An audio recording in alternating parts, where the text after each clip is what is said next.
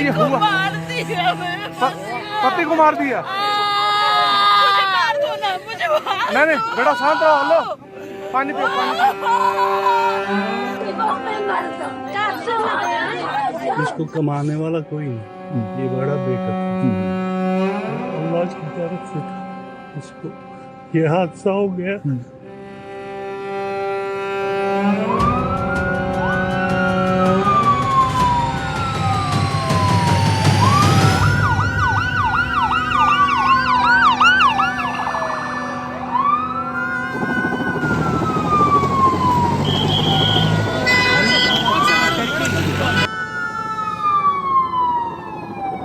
ये जो हुआ है ये सही नहीं हुआ है, हम इसको कंडम करते हैं, बहुत ही बुरा है, ऐसा नहीं होना चाहिए। निहायत ही अफसोस है, ये उम्मीद नहीं थी कि इस तरह का हमला होगा। हम इंसाफ करो, इंसाफ करो, हमारे साथ इंसाफ करो, कातलों को सजा दो।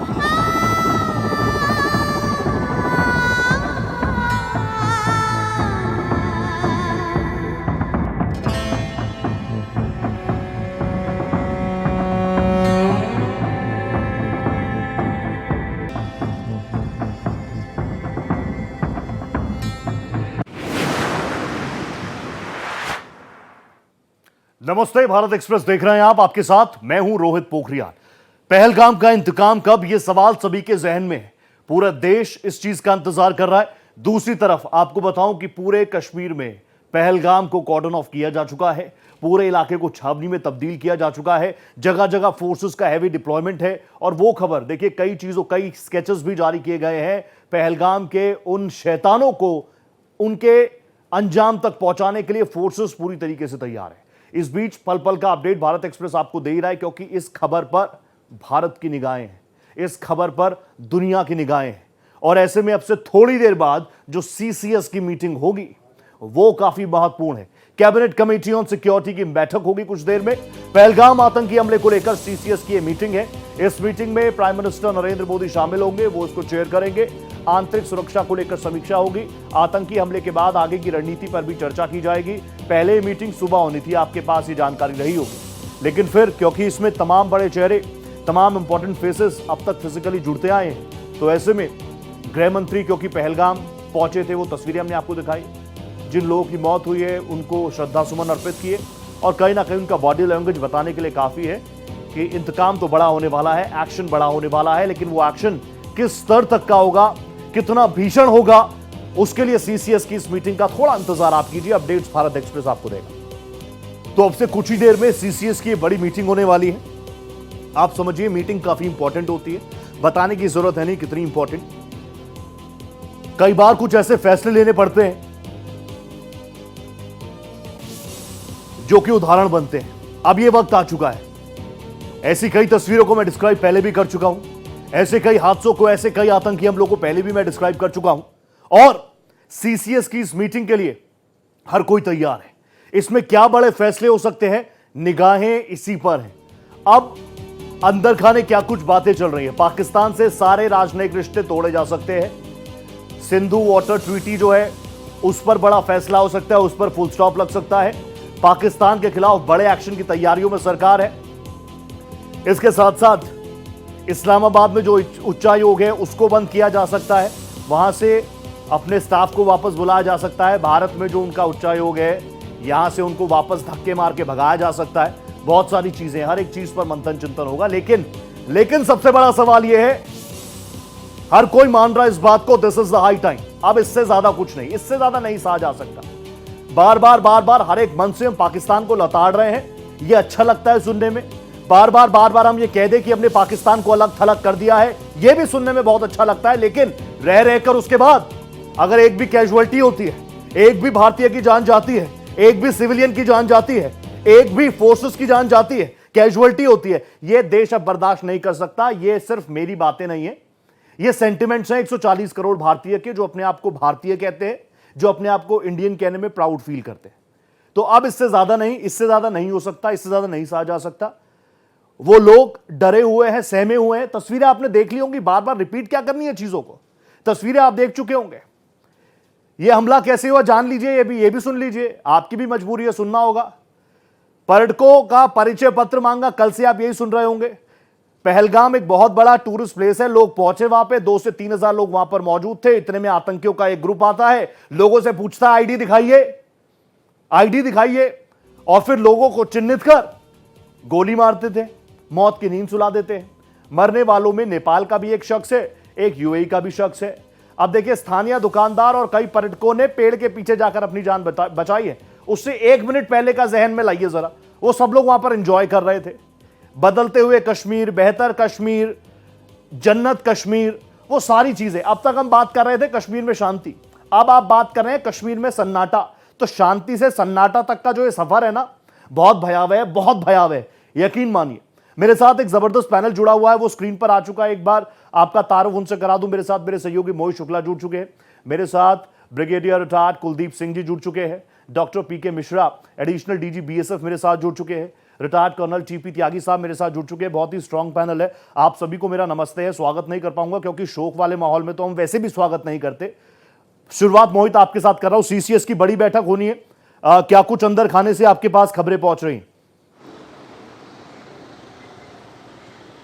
और देखिए रोहित, सबसे पहले आपको बताना चाहूँगा, ये जो कायरता का ये जो नमूना पेश किया है और जिस कायरता की वजह से ही आज पूरा भारत जो है वो करुण क्रंदन कर रहा है, इसके पीछे की प्रमुख वजह सिर्फ और सिर्फ ये पहलगाम का हमला है। यही वजह है कि आज सीसीएस की बहुत महत्वपूर्ण मीटिंग बुलाई गई है और ये सीसीएस की मीटिंग 7 लोक कल्याण मार्ग पर बुलाई गई है। इसमें आप चाहे विदेश मंत्री जयशंकर की बात हो, चाहे अजीत डोभाल की बात हो, चाहे वो रक्षा मंत्री राजनाथ सिंह की बात हो, गृह मंत्री अमित शाह की बात हो, हर कोई एक बड़ा तबका, एक बड़ा नेता, एक जितनी भी टॉप की लीडरशिप है इस समय बैठी हुई है और हर एक पहलू पर गहन मंथन किया जा रहा है, विचार किया जा रहा है, आगे का रोड मैप तैयार किया जा रहा है। क्योंकि आपको पता होगा, चाहे वो रियासी का हमला हो, चाहे वो कठुआ का हमला हो, चाहे वो गादरबल का हमला हो, चाहे वो गुलबर्ग का हमला हो, चाहे वो उरी का हमला हो, चाहे वो पुलवामा का हमला हो, ये कोई भी हमला हो, अक्सर हम देखते हैं कि हमेशा इसमें संलिप्तता किसकी पाई जाती है? पाकिस्तान की। वो भूखा नंगा भिखमंगा पाकिस्तान जो खुद अपने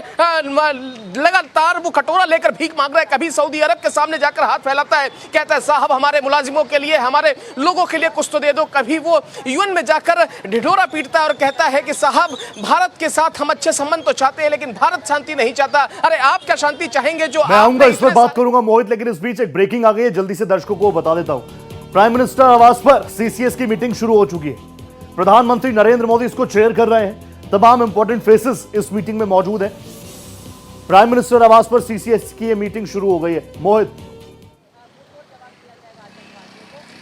बिल्कुल रोहित, आप बिल्कुल सही बता रहे हैं। मेरी मौजूदगी इस समय 7 लोक कल्याण मार्ग के ठीक बाहर ही है। यहाँ पर गृह मंत्री राजनाथ सिंह का काफिला पहुंच चुका है, रक्षा मंत्री का काफिला पहुंच चुका है, यहाँ पर अजीत डोभाल साहब का काफिला पहुंच चुका है। यहाँ पर तमाम जो आला अधिकारी हैं वो सभी पहुंच चुके हैं और सीसीएस की बहुत महत्वपूर्ण बैठक शुरू हो चुकी है। कैबिनेट कमेटी ऑन सिक्योरिटी, इतनी हाई लेवल मीटिंग हो। आप सोचिए, आखिरकार जो हिंदुस्तान जहां कल तक हर एक घर में खुशी मनाई जा रही थी, आज वहां पर कायरता का करुण क्रंदन हो रहा है और वो सिर्फ और सिर्फ हो रहा है इस पहलगाम हमले की वजह से। उस कायरतापूर्ण हमले को अंजाम जिस तरीके से आतंकवादियों ने दिया है, जिनके घरों के चिराग बुझा दिए हैं, और सबसे बड़ी बात यह है कि मजहब नहीं सिखाता आपस में बैर रखना। यहां तो मजहब को आप देखिए आइडेंटिफाई कर करके यहां पर चुन चुन के गोली मारी गई है। अगर आप ला इलाहा इल्लल्लाह मोहम्मद रसूलुल्लाह, अगर आप ये कलमा नहीं पढ़ पाते हैं तो आपकी शिनाख्त कर करके आपको गोलियां मारी जा रही हैं। आप सोचिए कि वो किस स्तर पर वो आतंकवादी, उनकी मानसिकता क्या रही होगी। वैसे उनकी कोई मानसिकता होती नहीं है,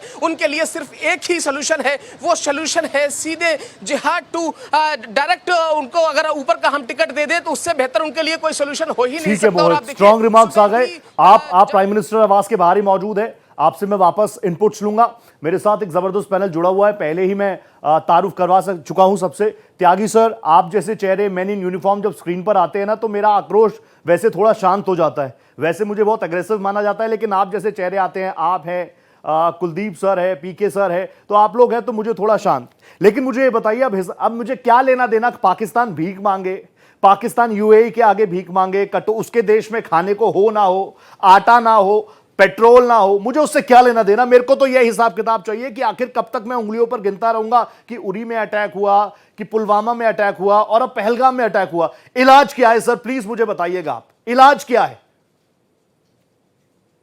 इसको इलाज को 2 हिस्सों में बांटिए, एक्सटर्नल इलाज और इंटरनल इलाज। एक्सटर्नल इलाज के अंदर अब अगर ये कहा जाए कि साहब कॉम्प्रिहेंसिव एक्शन लीजिए, पाकिस्तान के ऊपर युद्ध शुरू कर दीजिए, लैंड से भी, सी से भी, एयर से भी, मैं कहूंगा नो। आवश्यकता कॉम्प्रिहेंसिव या टोटल एक्शन की नहीं है, आवश्यकता सर्जिकल स्ट्राइक के बजाय क्विक स्ट्राइक की है। 26/11 में अटैक जब हुआ था तो उसके बाद में इंडियन एयरफोर्स ने कहा, तत्कालीन सरकारों ने उनके कहने के बाद भी कोई एक्शन नहीं लिया। तब से लेके अब तक बहुत सारे आतंकी हमले होते रहे। उन आतंकी हमलों में हम कभी डोजियर भेजते रहे, कभी उसकी निंदा करते रहे, लेकिन हमने कोई डिसाइसिव एक्शन नहीं लिया, अलावा 2 के सर्जिकल स्ट्राइक और बालाकोट एयर स्ट्राइक। ये दोनों स्ट्राइक ऐसी थी कि जो एक अंतराल के बाद थी और उसके बाद कुछ नहीं हुआ। इकबाल कायम करने के लिए बहुत ज्यादा ताकत की आवश्यकता नहीं होती, इकबाल कायम करने के लिए तुरंत एक्शन की आवश्यकता होती है। यानी कि अगर कोई हमला हुआ है तो उसके विदिन 48 आवर्स उसको फॉलो किया जाए, उसके ऊपर एक्शन लिया जाए, टैक्टिकल लेवल पर एक्शन लिया जाए, उसे कहते हैं क्विक रेस्पॉन्स। तो वो क्विक रेस्पॉन्स हमने किया नहीं, ये हमें अब करना चाहिए।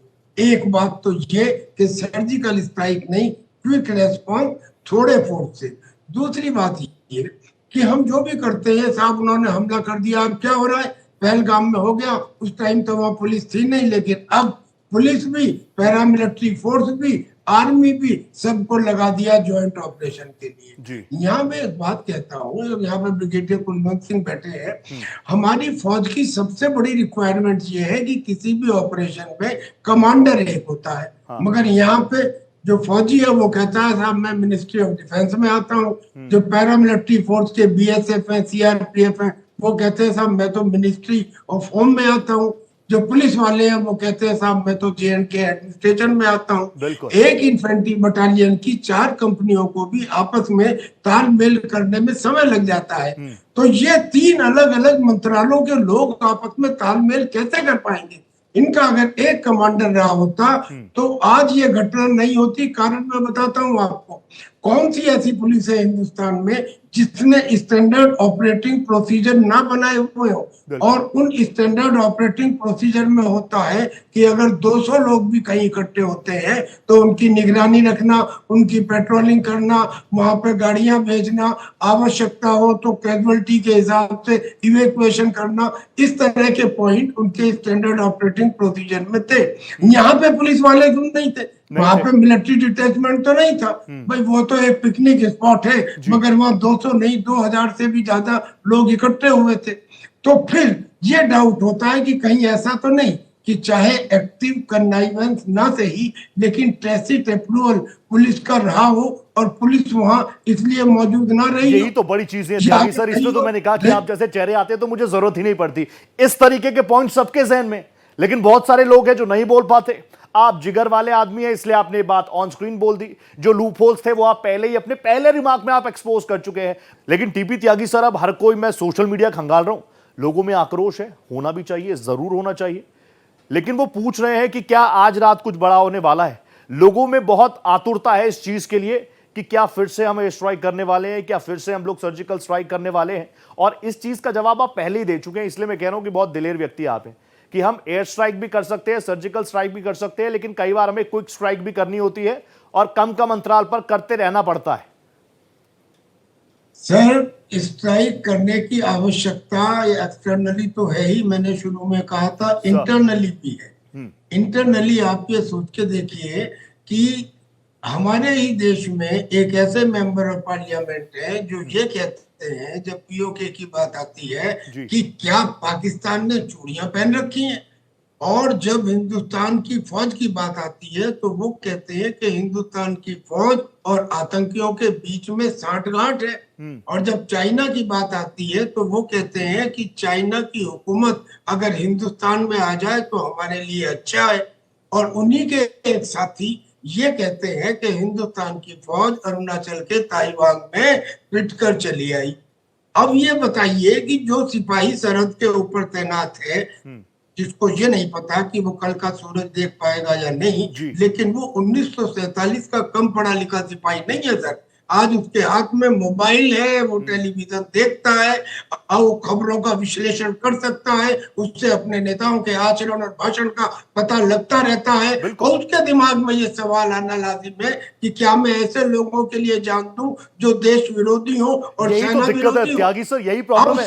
सर्जिकल स्ट्राइक हुई थी, उसके सबूत मांगे गए थे, इसीलिए तो त्यागी सर, इसीलिए तो इस पैनल में कहा गया कि पॉलिटिकल गैस भी रख ले।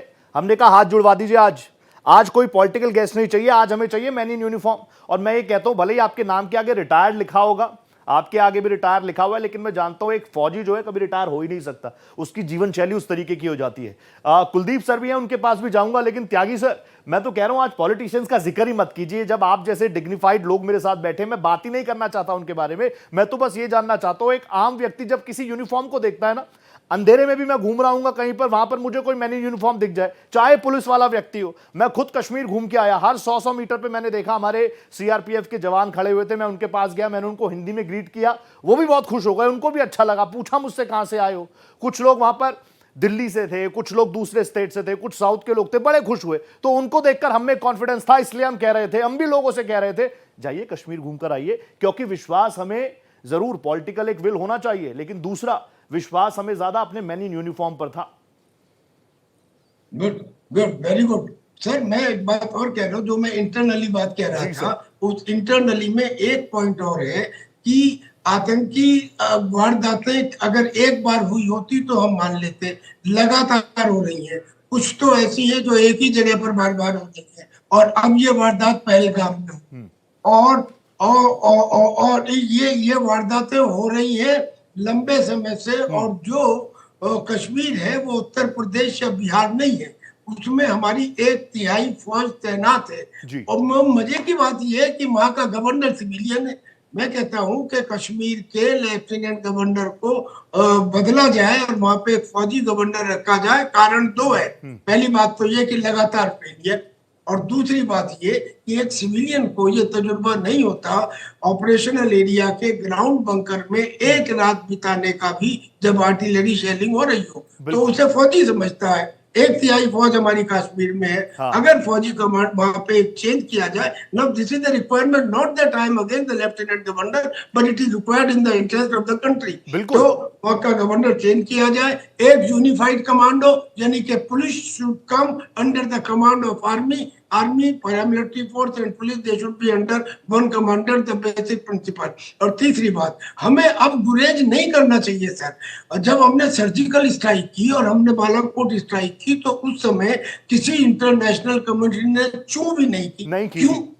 क्योंकि हमारा कैरेक्टर था और वो जानते थे कि पाकिस्तान का क्या कैरेक्टर है। आज अगर हम कोई एक्शन लेते हैं तो हमें कोई डरने की जरूरत नहीं है कि, और वैसे भी अब सारे देशों ने कह दिया कि आप जो एक्शन ले हमें मंजूर है। अब हम क्या वो एक्शन अपनी स्टैंड ऑफ कैपेबिलिटी से नहीं ले सकते? जब हमने बालाकोट स्ट्राइक की थी उस समय हमारे पास स्टैंड ऑफ कैपेबिलिटी नहीं थी, आज है। आज हमारे पास अपाचे हेलीकॉप्टर है। बिल्कुल सही बात कह रहे हैं। आखिर कब तक आप इन चीजों को ज्यादा बेहतर तरीके से डिस्क्राइब कर पाएंगे सर? मैं आपसे समझना चाहूंगा, जो जवान वहां पर तैनात है, कश्मीर में तैनात है, जो सीमा सुरक्षा कर रहा है आपकी और मेरी, आप तो खुद उस यूनिफॉर्म में लंबे वक्त तक देश को सर्व कर रहे हैं, और मैं तो कह रहा हूं आप आज भी सर्व कर रहे हैं। जो बातें आप रख रहे हैं टीवी चैनल्स पर, ये अपने आप में यूनिवर्सिटीज हैं आने वाले बच्चों के लिए। तो त्यागी सर, मैं आपसे समझना चाहूंगा उस मैन इन यूनिफॉर्म के मन में इस वक्त क्या चल रहा होगा, क्योंकि अब हर किसी की नजर उन्हीं की तरफ है। कई टूरिस्ट अभी भी श्रीनगर में मौजूद होंगे, फोर्सेस को देख रहे होंगे, खुद को सेफ एंड सिक्योर महसूस कर रहे होंगे, लेकिन यहां से आगे क्या? क्योंकि अब इससे ज्यादा तो अब नहीं सहा जा सकता। त्यागी सर, ये तो आप भी मानेंगे इस बात को।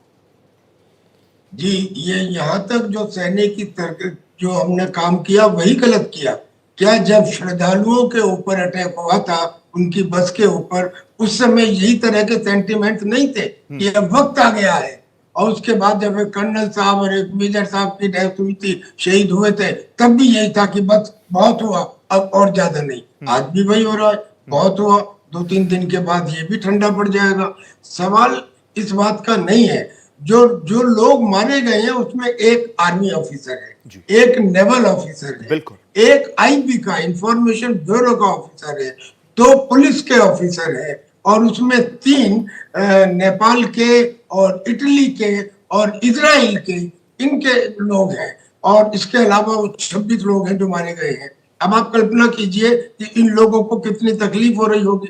अगर हम लड़ते हुए जानते हैं तो हमें कोई तकलीफ नहीं, खुश होती है, हमारे परिवार वाले भी उससे एक्सेप्ट कर लेते हैं। लेकिन कोल्ड ब्लड में इस तरह का मर्डर कर देना, और वो भी सवाल ये उठता है कि कारगिल युद्ध जो 5000 मीटर की ऊंचाई पर दुश्मन था और हम नीचे थे, उसके बावजूद हमने 500 सिपाहियों की शहादत देकर उस युद्ध को जीत लिया, और उस युद्ध से लेके आज तक एक भी युद्ध हुआ नहीं है, और हमारे 50,000 से ज्यादा सिपाही मर गए।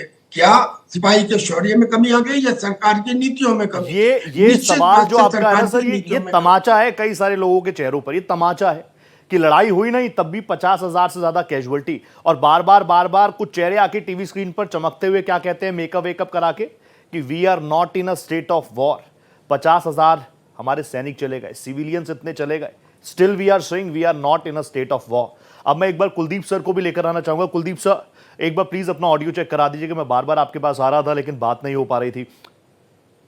मेरी आवाज सुनाई आ रही है? सर बहुत शानदार, बहुत गर्जन है आपकी आवाज में। कुलदीप सर, मैं आपसे जानना चाहूंगा व्हाट्स योर फर्स्ट टेक, क्योंकि मैं शुरुआत से आपके पास आना चाह रहा था, और जो पॉइंट अभी उठा, we are not in a state of war but still we have lose 50,000, इस तरीके के आंकड़े, मैं मानूं इस बात को कि we are not in a state of war?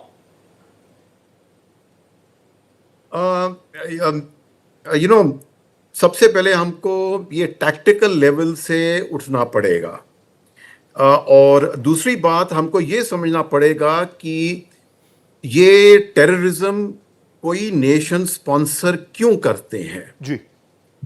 Okay, सबसे पहली बात ये है कि पाकिस्तान को हमको देखना चाहिए कि जब पार्टीशन हुई थी तो पाकिस्तान को सिर्फ 13% इकोनॉमिक एसेट्स मिले थे, लेकिन 17% जो कि पुराने ब्रिटिश उसके 33% जो पुरानी ब्रिटिश इंडियन मिलिट्री थी वो एसेट्स उनको मिल गए थे। तो उसी समय से मिलिट्री का पलड़ा सिविल के मुताबिक पाकिस्तान में भारी होना शुरू हो गया। पहली बात तो ये।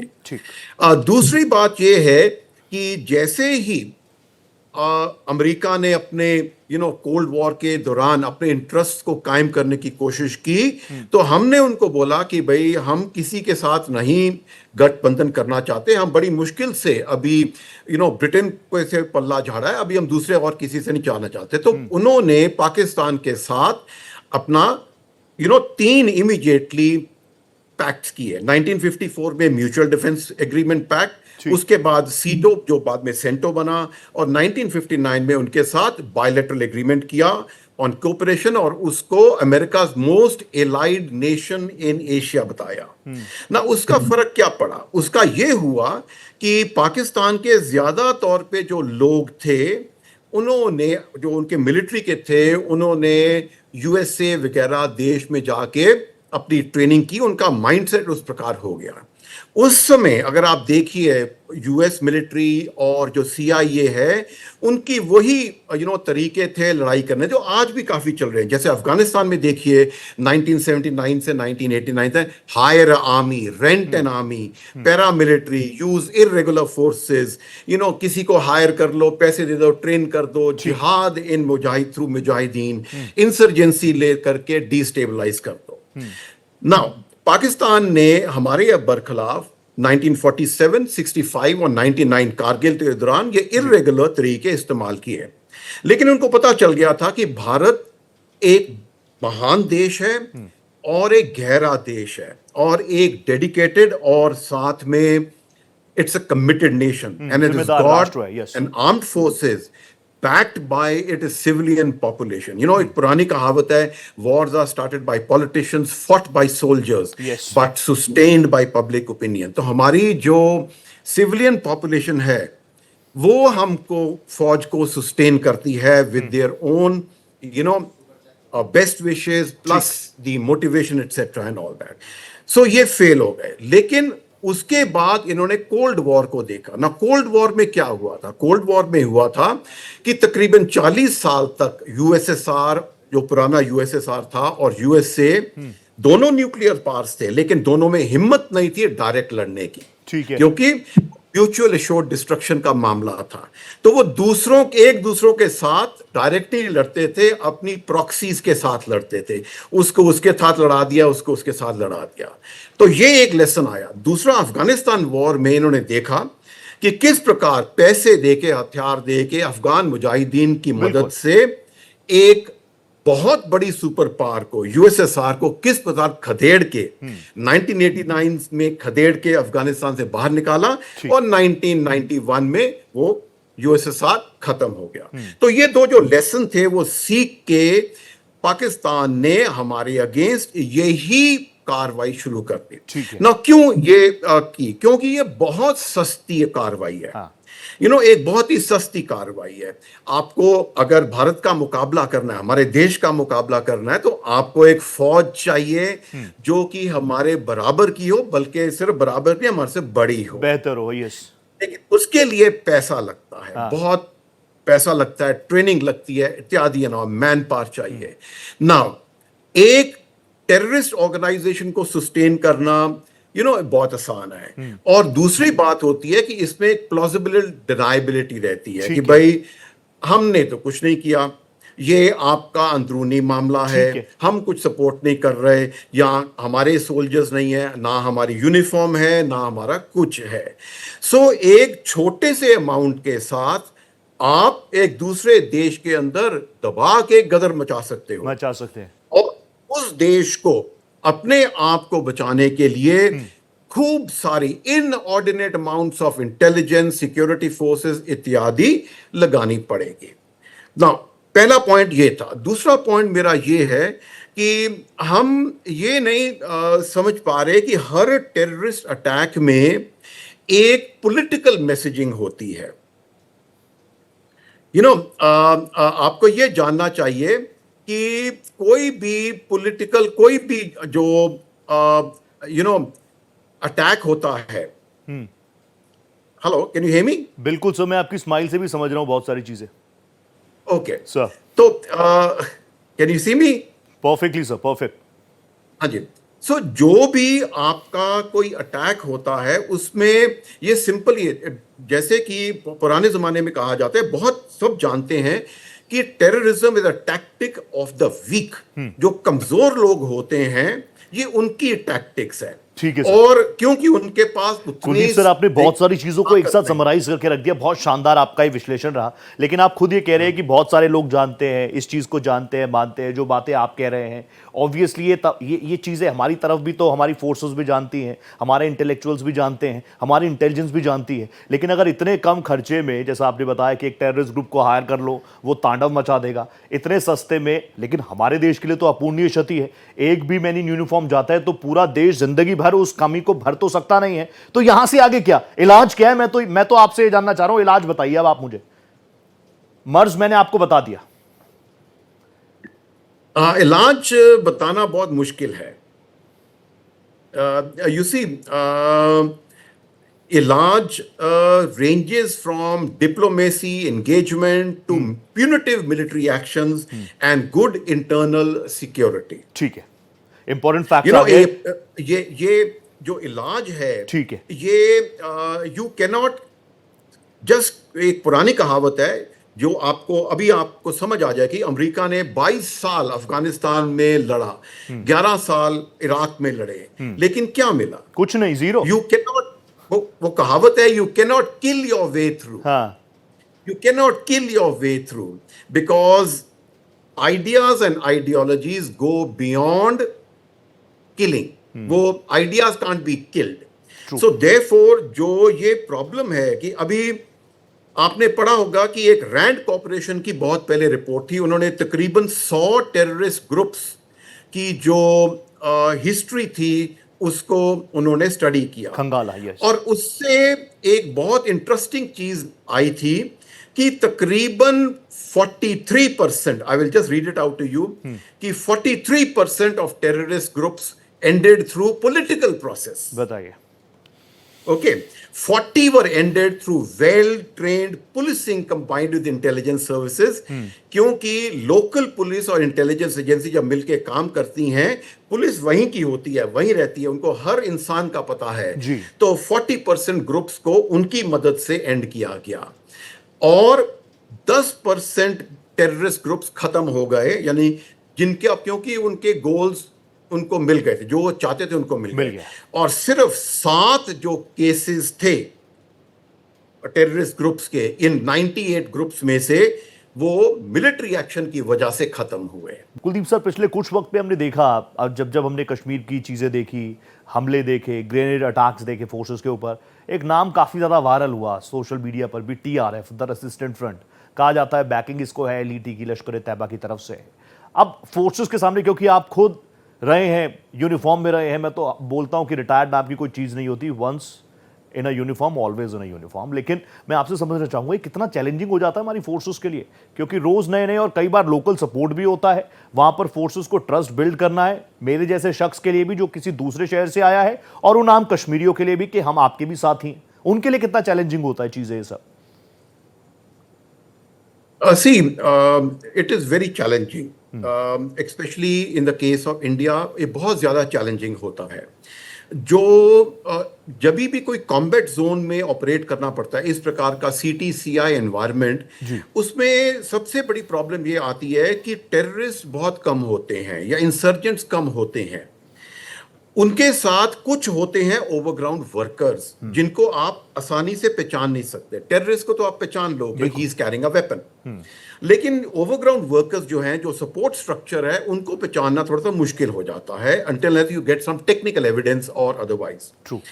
Now, जो बाकी होते हैं वो फेंस सिटर होते हैं, कि वो बैठे हैं, अगर उधर से प्रेशर आया तो उधर खिसक गए, इधर से आया तो इधर खिसक गए।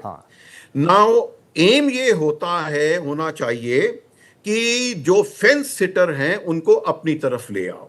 नाउ ये जो अटैक हुआ है, वेरी वेरी क्लियरली, अगर आपको अटैक साइकिल समझें, यू नो हम से ये समझते हैं कि ये कोई जो आतंकवादी होते हैं, एक्सपेशली LET के कंटेक्स्ट में हम समझते हैं कि ये ऐसे ही कोई अनपढ़ फंडू, जिसको हम कहते हैं फंडामेंटलिस्ट, पढ़े हुए, मदरसा के पढ़े हुए, वो हम ये उनको समझते हैं। Actually speaking, the centre for terrorism, counter terrorism, United states की जो है, उसकी जो रिपोर्ट है वो पढ़ने वाली है।